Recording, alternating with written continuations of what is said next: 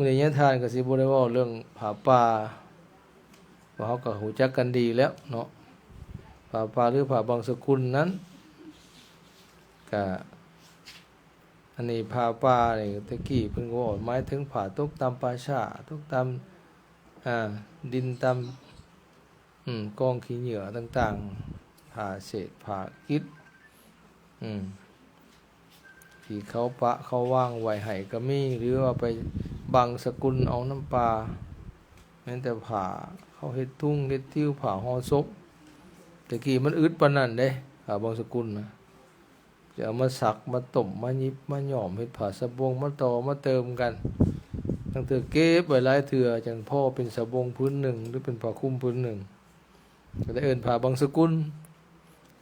ผ้าเปื้อนฝุ่นผ้าตกตามดินตามป่านั่นผาป่าแต่ส่วนหลายเพิ่นก็สิไปวางไว้คันว่าสึกทอดแบบบ่มีเจ้าของรับพรก็ไปวางไว้ตามงามไม้ตามเพื้อยไม้ตามแคมทางให้เพิ่นเห็นเพิ่นก็สักบางสกุลเอาแต่คุมื้อนี่มันก็เปลี่ยนไปก็เอามาถวายโลดเอามาเข็นในวัดโลดมันบ่อึดมื้อนี่พาเอาเป็นซุ้มเป็นพื้นมาโลดนะแล้วก็แปรรูปไปก็จากนอกจากผ้าล้วนๆแล้วก็หาบริการปัจจัยเป็นเงินเป็นคำมาสร้างศาวัดว่าอารามปฏิสังขรณ์ศาสนาวัตถุต่างๆก็เปลี่ยนแปลงไปแต่ถึงจะเปลี่ยนไปไหนก็อย่าปะผ่าก็แล้วกันเพราะบางบ่อนเฮ็ดผ่าป่าอันอื่นไปเลยสมมุติว่าผ่าป่าเงินล้วนๆบ่มีหดผ่าบัดถวายเพราะว่ามีผ้าปังสุกุระจีวรานิหาผ้ามีจักผืนคือขี้ตัวเพิ่นเนาะขี้ตัวได้น่ะขี้ตัวเพิ่นได้น่ะคันว่าผ้าป่าเพิ่นบ่มีผ้ามีแต่ของแนวอื่นจนว่าผ้าป่ากระพึกห้อยต้นหรือว่าต้นละหรือได้บัดนี้ต้นละ500,000ยกตัวอย่างสินะผ่าป่าต้นกระพึกต้นละ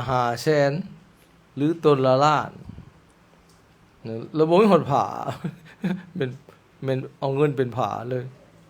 จังซั่นถึงจะเฮ็ดหาเนี่ยในได้จากปัดถอนโฮมปัจจัยนั้นก็ตามแต่ว่าผ้าเฮาก็ต้องคงไว้ให้มีอย่างน้อยพื้นหนึ่งก็ได้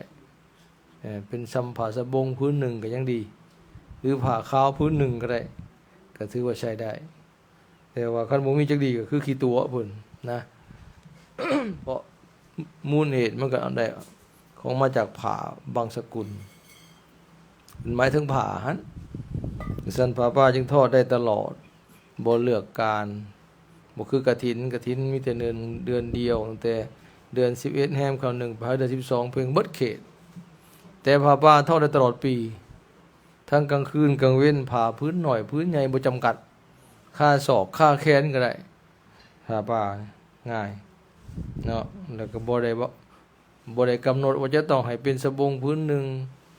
น้อยสุดบ่อันนั้นบ่จำกัดผ้าบางสกุลนี่น้อยหลายปานใดก็ได้เนาะถ้าน้อยหลายก็ลำบากเพิ่นสิได้เอามาห่มไว้เพิ่นสิได้ต่อเป็นพื้นนะคำว่าน้อยนะ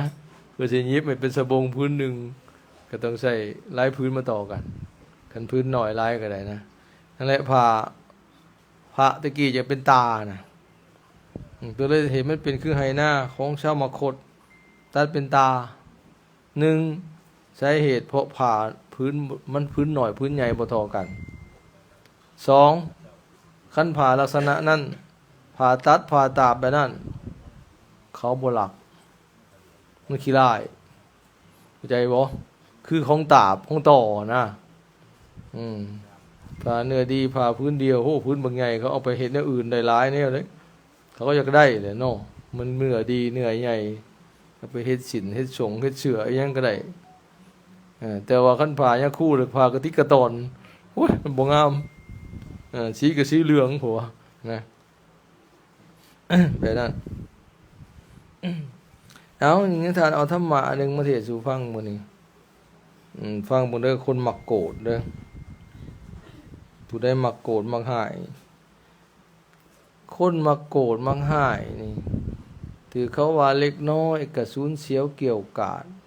หน้าดำคำเครียดแสดงความโกรธให้ปรากฏพระพุทธเจ้าว่า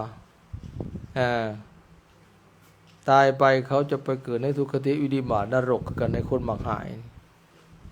ถ้าบ่ได้ไปเกิดในทุกขติวินิบาตนรกก็มาเกิดเป็นมนุษย์ในที่ใดๆเขาจะเป็นคนขี้ร้าย ไม่ออกคนมักหายเก่งด่าเก่งคนขี้ร้ายได้เกิดชาติต่อไปแต่ในที่นี้เพิ่นว่า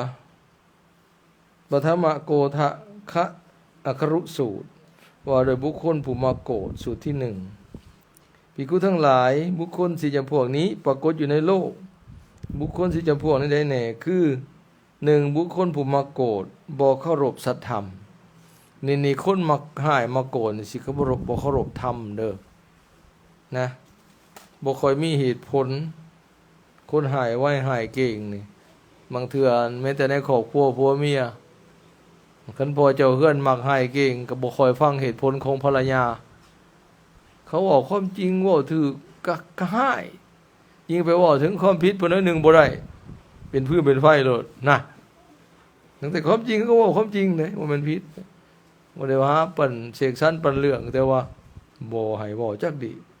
จริงๆบ่ค่อยมีเหตุผลคนมาโกรธนะบ่ฟังเหตุผลผู้อื่นนะ นี่แปลว่าแม้แต่พระเทศแต่ไปตามกิเลสตัวเองก็อยากหายโลดนั่นมันเพิ่นจังว่าบ่เคารพในสัตธรรมเห็นบ่ผัวก็ตามเมียก็อย่าหรือผู้ใดก็อย่าคันมาโกรธแล้วเพิ่นว่าบ่เคารพในสัตธรรมนะสองบุคคลผู้มักลบหลู่บ่เคารพสัตธรรมลบหลู่คือลบหลู่บุญคุณผู้อื่นบุญคุณพ่อแม่บุญคุณครูบาอาจารย์ผู้รักผู้ใหญ่ผู้เฒ่าผู้แก่ว่าลบหลู่นะอันนี้ก็บ่เคารพในสัตธรรมสามบุคคลผู้เห็นแก่ลาภ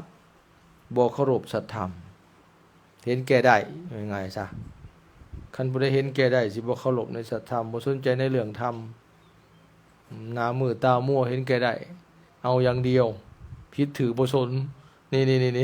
อันถือได้เนาะนั่นได้สิได้เอานะบ่สนว่าผิดศีล